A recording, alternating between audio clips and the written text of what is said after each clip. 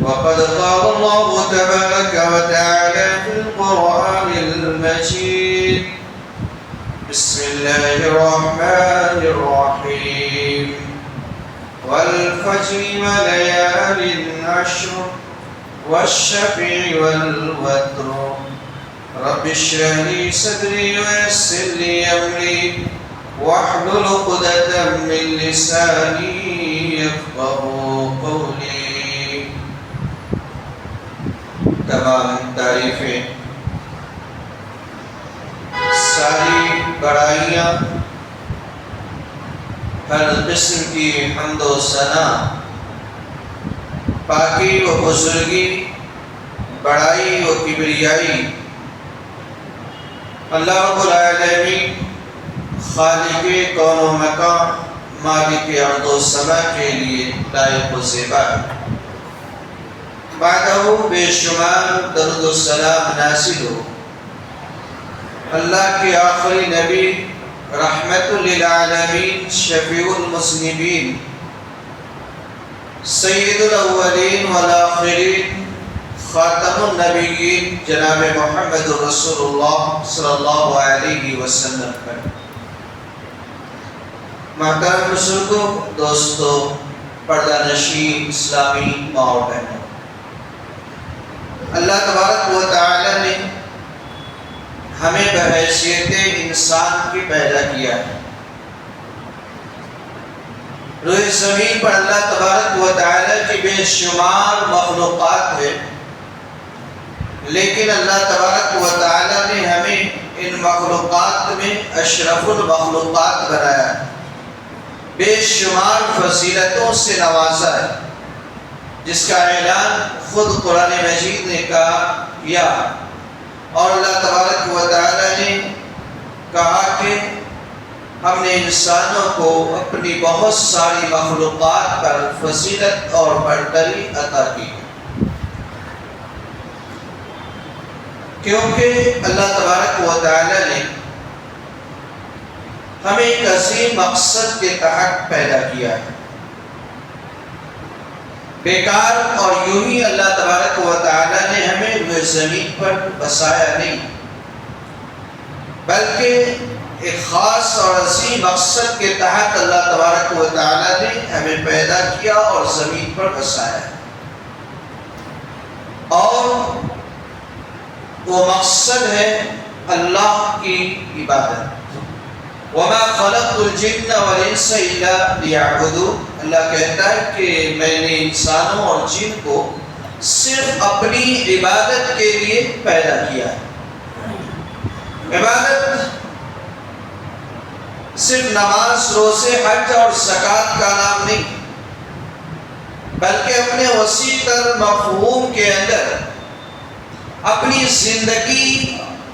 کے ایک ایک لمحے کو، اپنی ایک ایک سانس کو، اپنے ایک ایک قدم کو اللہ رب العالمین کے احکام کے تابع کر دینے کا نام. نماز، روزہ، حج، زکوٰۃ کی اسلام کے بنیادی ارکان ہیں، لیکن اس کے ساتھ ساتھ اپنی پوری زندگی اللہ کے حکم کی تعمیل کے تابع کر دینا، اپنے آپ کو اللہ رب العالمین کے سامنے سرنڈر کر دینا، اپنا سر اللہ کے سامنے خم کر دینا، یہ عبادت ہے. تو اللہ تبارک و تعالیٰ نے اسی مقصد کے تحت ہمیں پیدا کیا. اور پھر اللہ تبارک و تعالیٰ نے ہمیں مختلف مواقع عطا کیے جن میں بندہ زیادہ سے زیادہ اللہ سے جڑ سکے اور اللہ کی عبادت کر کے اللہ کی قربت اور محبت کو حاصل کر سکے. سال کے 355 دنوں میں اللہ تبارک و تعالیٰ نے کئی سارے ایسے ایام رکھے ہیں جو دوسروں کے مقابلے میں زیادہ فضیلت والے ہیں، اور جن کے اندر نیک اعمال کرنا، اچھے کام کرنا، اللہ کی رضا اور خوشنودی والے اعمال انجام دینا زیادہ باعث اجر و ثواب ہے۔ انہی ایام میں سے ذوالحجہ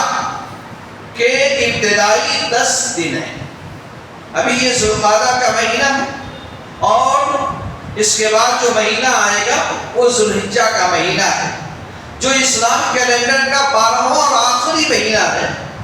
اور ان 4 مہینوں میں سے ایک ہے جنہیں حرمت والا مہینہ قرار دیا گیا ہے، قابل احترام مہینہ قرار دیا گیا ہے۔ اور اس مہینے کے جو ابتدائی دن ہیں، ابتدائی 10 دن جو ہے، فرسٹ ذوالحجہ سے لے کر کے 10 ذوالحجہ تک کی جو تاریخ ہے، جو ایام ہے، یہ 355 دنوں میں سب سے زیادہ افضل ایام ہے، بہتر ایام ہے، اور ان میں کیے جانے والے اعمال سب سے زیادہ اللہ رب العالمین کے نزدیک پسندیدہ اور محبوب ہے۔ چنانچہ اللہ تبارک و تعالیٰ نے ان 10 ایام کا تذکرہ کرتے ہوئے کہا کہ وَالْفَجْرِ وَلَيَالٍ عَشْرٍ، اللہ نے کئی چیزوں کی قسم کہی ہے، کہا کہ وَالْفَجْرِ، قسم ہے فجر کی، وَلَيَالٍ عَشْرٍ، اور 10 راتوں کی قسم ہے۔ قرآن مجید کے اندر اللہ تبارک و تعالیٰ کی بہت ساری مخلوقات کی قسم کھاتا ہے، لیکن یوں ہی نہیں کھاتا۔ اللہ تبارک و تعالیٰ اپنی ان مخلوقات کی اہمیت کو، ان کی مقصدیت کو اجاگر کرنے کے لیے ان کی قسم کھاتا ہے، اور ان کی جو اہمیت کو اللہ تبارک و تعالیٰ اجاگر کرتا ہے۔ یہاں پر اللہ تبارک و تعالیٰ نے 10 راتوں کی قسم کھائی ہے، ان 10 راتوں کی اہمیت کو اجاگر کرنے کے لیے۔ اب یہ 10 راتیں کون سی ہیں؟ امام المفسرین حافظ ابن کثیر رحمہ اللہ اپنی معروف تفسیر کے اندر کہتے ہیں وَالْمُرَادُ بِهَا عَشْرُ ذِي الْحِجَّةِ كما قال ابن عباس وابن الزبیر ومجاہد۔ حافظ ابن کثیر رحمۃ اللہ علیہ کہتے ہیں کہ یہاں 10 راتوں سے مراد ذوالحجہ کے ابتدائی 10 ایام ہیں، جیسا کہ حضرت عبداللہ ابن عباس، ابن زبیر اور مجاہد نے اس کی تفسیر کی ہے۔ تو معلوم یہ ہوا کہ ذوالحجہ کے ابتدائی 10 دن اللہ رب العالمین کے نزدیک بڑی اہمیت کے حامل ہیں، اور اسی لیے امام کائنات جناب محمد رسول اللہ صلی اللہ علیہ وسلم نے ان دنوں کی اہمیت کو مزید واضح کرتے ہوئے کہا کہ ما من ایام العمل الصالح احب فیہن الی اللہ من هذه الایام العشر۔ پیارے نبی کہتے ہیں کہ ما من ایام العمل الصالح فیہن احب الی اللہ، کہ کوئی ایسے ایام نہیں ہے، کوئی ایسے دن نہیں ہے جن میں عبادت کرنا، اللہ کو راضی کرنے والا عمل کرنا، اللہ کو خوش کرنے والے کام کرنا اللہ کے نزدیک زیادہ محبوب ہو، زیادہ پسندیدہ ہو من هذه الایام العشر، ذوالحجہ کے ابتدائی 10 دنوں سے زیادہ، یعنی ذوالحجہ کے 10 دنوں میں، ابتدائی 10 ایام میں جو بھی عبادت کی جاتی ہے، بندہ اللہ رب العالمین کی رضا اور خوشنودی کے جو بھی کام کرتا ہے، اللہ رب العالمین کے نزدیک وہ سب سے زیادہ، سب سے محبوب اور سب سے زیادہ پسندیدہ ہے ذوالحجہ کے ابتدائی 10 دنوں۔ صحابہ نے پوچھا قالوا یا رسول اللہ ولا الجہاد فی سبیل اللہ، کہ اللہ کے نبی اگر ان ایام کے علاوہ دنوں میں، ایام میں اگر کوئی شخص اللہ کی راہ میں جہاد کرتا ہے تو اس کا وہ جہاد کا عمل بھی اتنا اللہ کے نزدیک محبوب نہیں ہے، پسندیدہ نہیں ہے۔ اللہ کے نبی نے کہا وَلَا الْجِهَادُ فِي سَبِيلِ اللَّهِ إِلَّا رَجُلٌ خَرَجَ بِنَفْسِهِ وَمَالِهِ فَلَمْ يَرْجِعْ مِنْ ذَلِكَ بِشَيْءٍ۔ ہاں، جہاد بھی جو دوسرے دنوں میں کیے جاتے ہیں، ان ایام میں کیے جانے والے اعمال کی طرح اللہ کے نزدیک محبوب نہیں ہے، پسندیدہ نہیں ہے، مگر یہ کہ آدمی اپنی جان کے ساتھ نکلتا ہے، اپنے مال کے ساتھ نکلتا ہے، فَلَمْ يَرْجِعْ من ذلک بشیء، لیکن پھر وہ لوٹ کر نہیں آتا، نہ اس کا مال لوٹ کر کے آتا ہے، نہ اس کی جان لوٹ کر کے آتی ہے، یعنی اللہ کی راہ میں شہید ہو جاتا ہے۔ تو معلوم یہ ہوا کہ شہادت کے علاوہ کوئی بھی دوسرا عمل جو ذوالحجہ کے ابتدائی 10 دنوں کے علاوہ دنوں میں کیے جاتے ہیں، اللہ رب العالمین کے نزدیک اتنا محبوب نہیں ہے، اتنا پسندیدہ نہیں ہے، اتنا زیادہ باعث اجر و ثواب نہیں ہے جو کہ ان 10 دنوں میں اعمال کیے جاتے ہیں۔ ہم لوگ جانتے ہیں رمضان المبارک کی بڑی فضیلت ہے، اور اتنی فضیلت ہے کہ رمضان المبارک کے آخری عشرے کی ایک رات کو اللہ تبارک و تعالیٰ نے 1000 راتوں سے بہتر قرار دیا ہے، اور بہت حد تک ہم رمضان المبارک کے اندر عبادتوں کا اہتمام کرتے ہیں، روزے کا اہتمام کرتے ہیں، نمازوں کا اہتمام کرتے ہیں، صدقہ و خیرات کا اہتمام کرتے ہیں، تلاوت قرآن کا اہتمام کرتے ہیں، دعاؤں کا اہتمام کرتے ہیں، استغفار کا اہتمام کرتے ہیں، بہت ساری نیکیوں کا اہتمام کرتے ہیں، بہت اچھا۔ تو سوال یہ ہے کہ کیا رمضان کے عام دنوں سے بھی زیادہ یہ 10 دن فضیلت والے ہیں؟ اس کا جواب یہ ہے کہ ہاں، رمضان کے دنوں سے بھی زیادہ فضیلت والے یہ ایام ہیں، اور ان ایام میں کیے جانے والے اعمال اللہ رب العالمین کے نزدیک رمضان میں کیے جانے والے اعمال سے بھی زیادہ محبوب ہیں۔ لیکن اب سوال یہ ہے کہ رمضان کے آخری عشرے میں اللہ کے نبی صلی اللہ علیہ وسلم راتوں کو عبادت کا خصوصی اہتمام کرتے تھے، اور ایک رات 1000 مہینوں سے بہتر ہے۔ تو ظاہر ہے کہ ایسے میں یہ دونوں باتیں ٹکراتی ہیں، آپس میں کچھ تعارض پیدا ہوتا ہے۔ اہل علم نے اس کی تطبیق یہ دی ہے کہ رمضان کے عام دن جو سورج کی روشنی میں گزرتا ہے وہ، یہ تو تمام رمضان کے 30 دنوں یا 29 دن جو ہوتے ہیں ان میں بہتر ایام ہے یہ۔ جہاں تک بات ہے راتوں کی،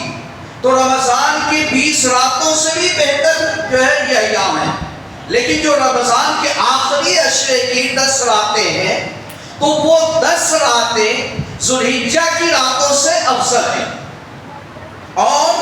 ذوالحجہ کے 10 ایام دن یہ رمضان کے ان دنوں سے بھی بہتر اور افضل ہے۔ امام ابن تیمیہ رحمہ اللہ نے یہ تطبیق دی ہے، اور ان کے شاگرد حافظ ابن قیم رحمہ اللہ کہتے ہیں کہ جو شخص بھی اس کلام پر غور و فکر کرے گا، اس کلام کی معنویت اس پر واضح ہو جائے گی۔ تو اہل علم نے اس طرح تطبیق کی ہے، تو ہم اس سے اندازہ کر سکتے ہیں کہ ذوالحجہ کے جو ابتدائی 10 دن ہیں، جو 10 ایام ہیں، کتنی زیادہ فضیلت والے ہیں۔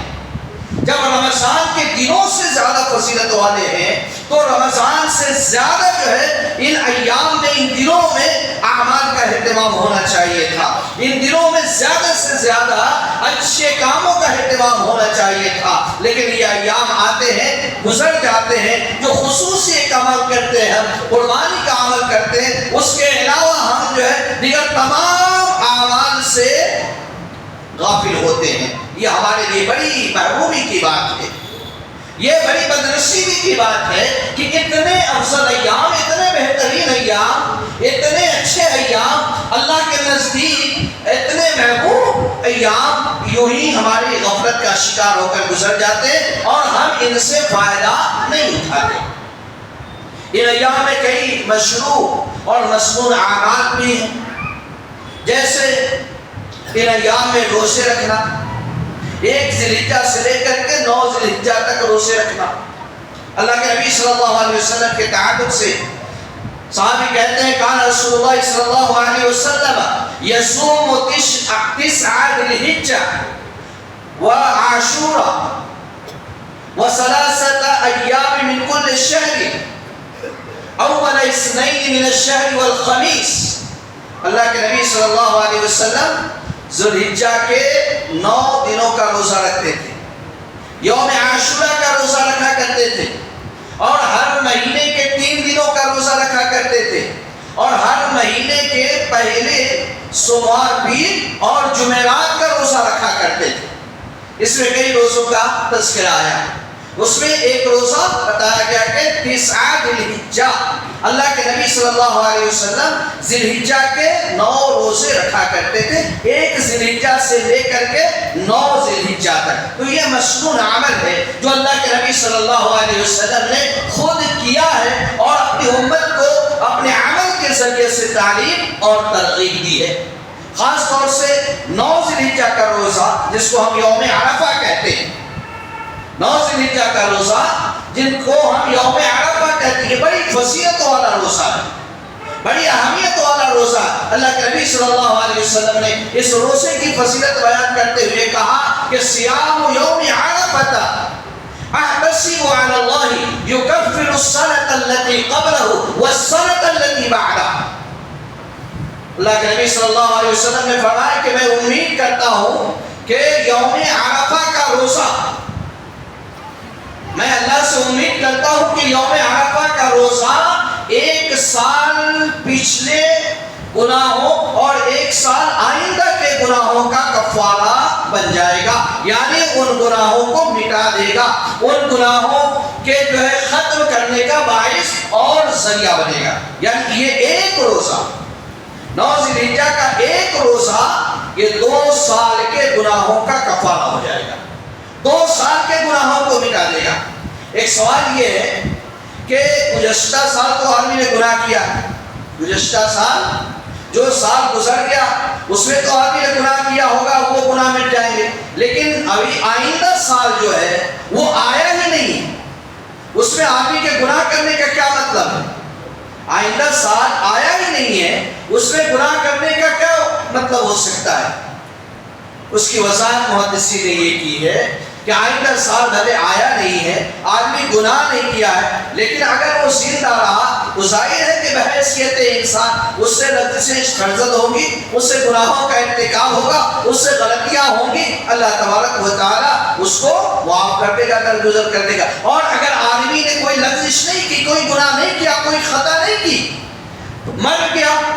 یا گناہوں سے بچتا رہا تو اس کے عوض اللہ تبارک و تعالیٰ اس کے درجات کو بلند کر دے گا اور خصوصی اجر و ثواب سے اللہ تبارک و تعالیٰ اسے نوازے گا۔ ایک مسئلہ یہ ہے یوم عرفہ کے تعلق سے پچھلے چند سالوں سے ذہن میں ایک شبہ پیدا کیا گیا ہے کہ یوم عرفہ کا روزہ اس دن رکھنا چاہیے جس دن حاجی عرفات کے میدان میں وقوف کرتے ہیں۔ حالانکہ یہ طرز عمل، یہ فکر صحیح نہیں ہے۔ اصل میں یوم عرفہ وقوف عرفہ کا نام نہیں، یا 2 چیزیں، ایک تو یوم عرفہ ہے، ایک وقوف عرفہ ہے۔ یوم عرفہ 9 ذی الحجہ کا نام ہے، 9 ذی الحجہ، ذی الحجہ کی 9 تاریخ کا نام یوم عرفہ ہے۔ 8 تاریخ کو یوم الترویہ کہتے ہیں، 9 تاریخ کو یوم عرفہ کہتے ہیں، 10 تاریخ کو یوم النحر کہتے ہیں، 11 تاریخ کو یوم القر کہتے ہیں، اسی طرح سے 11، 12، 13 تاریخ کو یوم التشریق کہتے ہیں، محرم کی 10 تاریخ کو یوم عاشورہ کہا جاتا ہے۔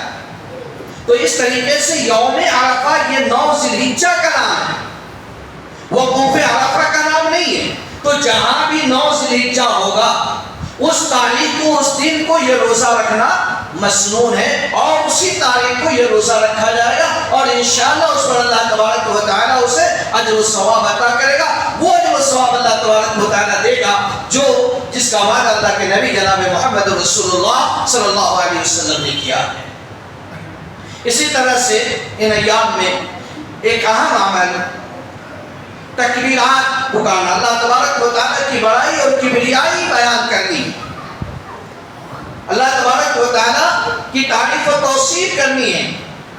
اللہ تبارک و تعالیٰ کی بڑائی کا تذکرہ کرنا ہے۔ اس سلسلے میں کوئی مرفوع روایت تو نہیں، لیکن صحابہ کرام کے اعمال ہمارے سامنے موجود ہیں۔ کئی سارے صحابہ سے روایتیں مروی ہیں، ان میں سے حضرت عبداللہ بن عباس رضی اللہ عنہما بھی ہیں، ان کے تعلق سے آتا ہے ان ابن عباس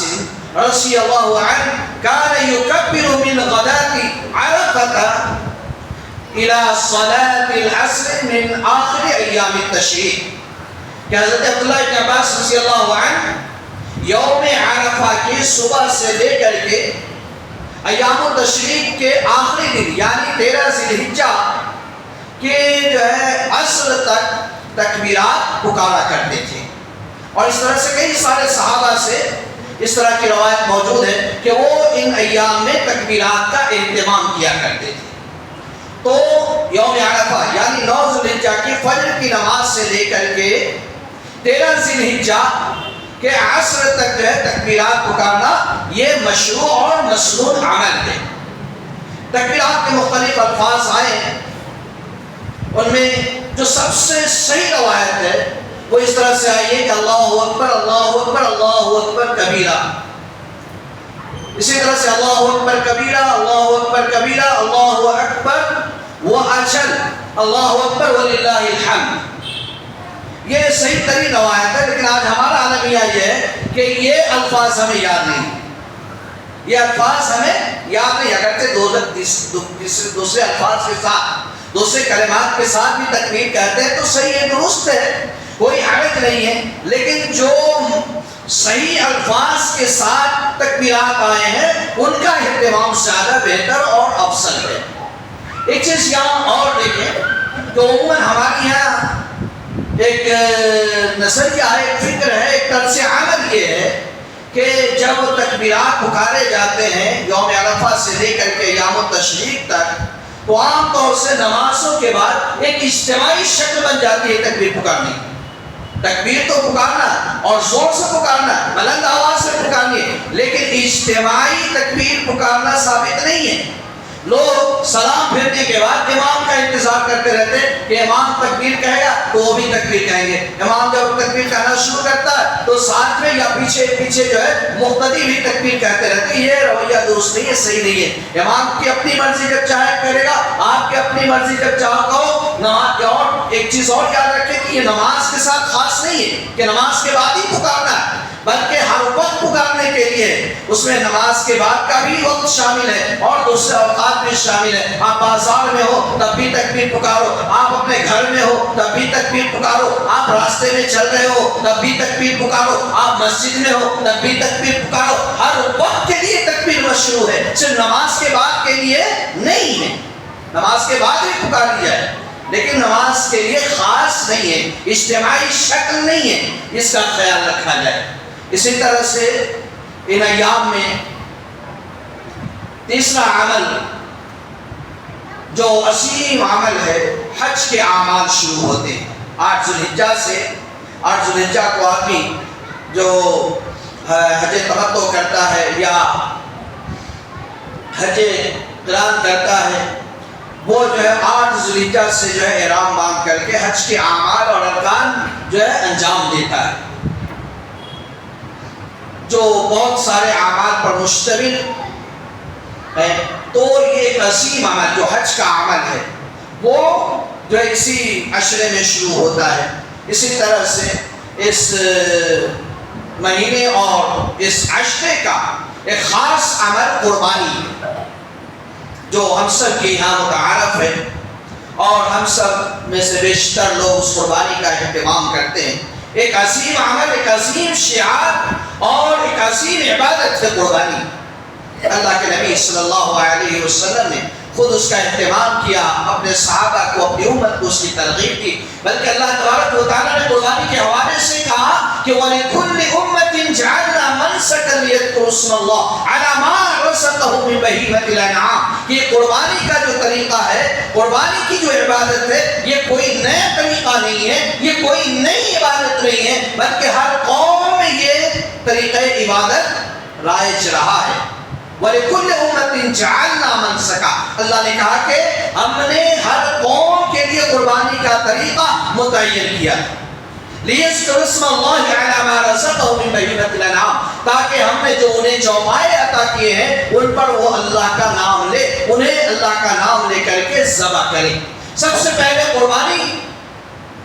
کا تذکرہ ہمیں حضرت آدم علیہ السلام کے 2 بیٹوں کے حوالے سے ملتا ہے، جس کے بارے میں اللہ نے کہا کہ اِذْ قَرَّبَا قُرْبَانًا فَتُقُبِّلَ مِنْ أَحَدِهِمَا وَلَمْ يُتَقَبَّلْ مِنَ الْآخَرِ. کہ حضرت آدم کے 2 بیٹوں نے قربانیاں پیش کی، اللہ تبارک و تعالیٰ نے ان میں سے ایک بیٹے کی قربانی کو قبول کر لیا اور دوسرے بیٹے کی قربانی کو اللہ تبارک و تعالیٰ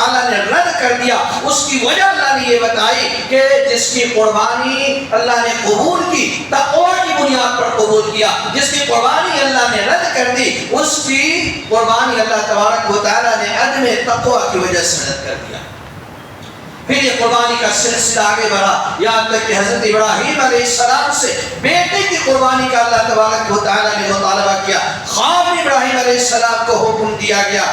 کہ وہ اپنے بیٹے کو قربان کرے، اور اللہ کے حکم کی تعمیل میں ابراہیم علیہ السلام نے اپنے بیٹے اسماعیل علیہ السلام کو لٹا کر کے ان کو قربان کرنا چاہا، ان کے گلے پر چھری چلانی چاہی، لیکن اللہ تبارک و تعالیٰ نے اسی لمحہ انہیں آواز دیا اور اس عمل سے روکتے ہوئے کہا کہ ابراہیم آپ نے میرے حکم کی تعمیل کر دی ہے، قربانی کا جو حکم دیا گیا اس کو آپ نے پورا کر دیا ہے۔ اور پھر اللہ تبارک و تعالیٰ نے بیٹے کے بدلے انہیں ایک میڑھا عطا کیا جس کو انہوں نے ذبح کیا۔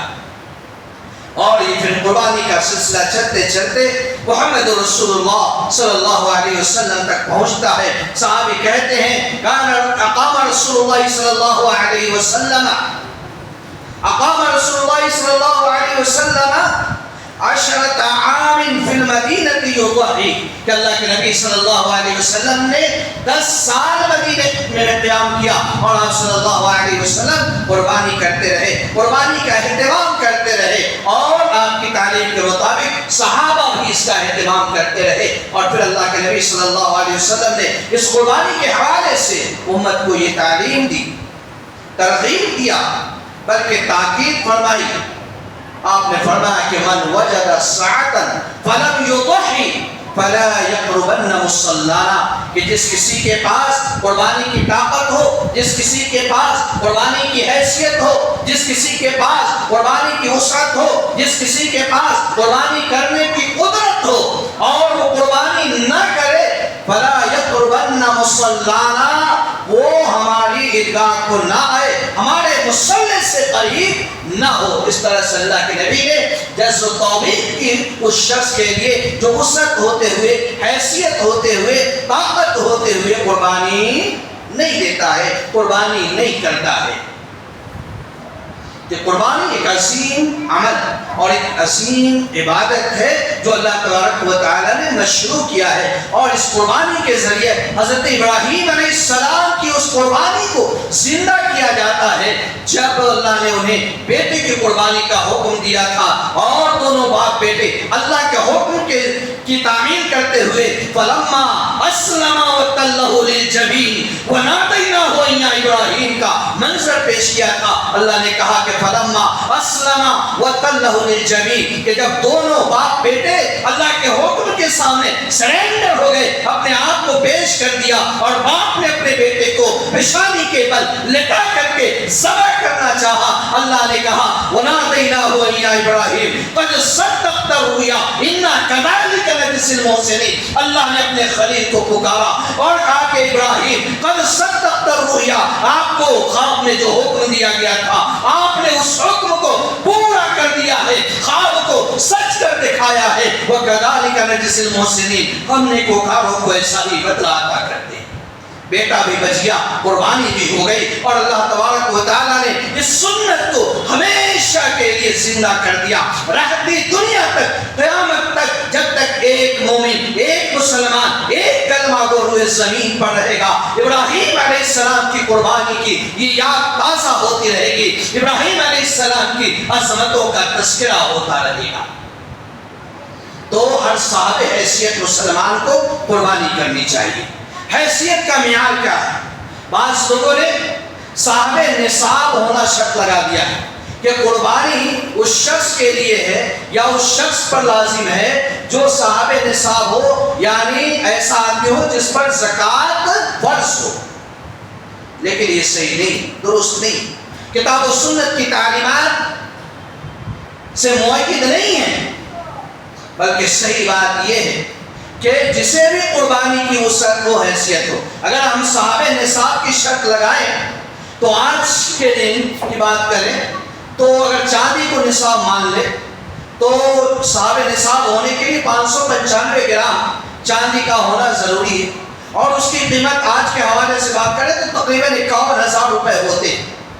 تو اس کا مطلب یہ ہوگا کہ جس کے پاس 51,000 روپے نہ ہو وہ قربانی نہیں کر سکتا، یعنی وہ قربانی اس کے اوپر لازم نہیں، وہ قربانی نہ کرے تو چلے گا، ایسا نہیں۔ بلکہ اگر آدمی کے پاس 5-6 ہزار روپے، آج ظاہر ہے کہ آدمی ایک بکرا لے کے کرتا ہے تو کاسٹلی پڑتا ہے، ایک گائے بھینس لے کے کرے گا تو کاسٹلی پڑتا ہے، لیکن گائے میں حصہ دے سکتا ہے 5,000 سے حصے شروع ہو جاتے ہیں، 5,000 6,000 7,000 8,000۔ تو اگر کسی کے پاس بقرعید کے دن کے لیے جو دیگر اخراجات ہیں، خرچے ہیں کھانے پینے کے، اس کے علاوہ 5 6 7 8 ہزار روپے ہیں تو اسے قربانی کرنی چاہیے، اور یہ عظیم عبادت کے ذریعہ اللہ رب العالمین کی قربت، اللہ کی محبت حاصل کرنی چاہیے۔ یہ سارے کام تو کرنے کے، ان کے علاوہ جو ہے عشرہ ذی الحجہ میں جو بھی نوافل ہوں، جتنی اعمال اور عبادات ہوں، آدمی کو انجام دینے کی کوشش کرنی چاہیے تاکہ ان ایام کی فضیلتوں کو حاصل کر سکے۔ تو یہ کرنے کے کام ہیں۔ ایک اہم کام ہے جو عشرہ ذی الحجہ میں نہیں کرنا، عشرہ ذی الحجہ میں نہیں کرنا۔ پیارے نبی نے فرمایا کہ اذا رأيتم ہلال ذی الحجہ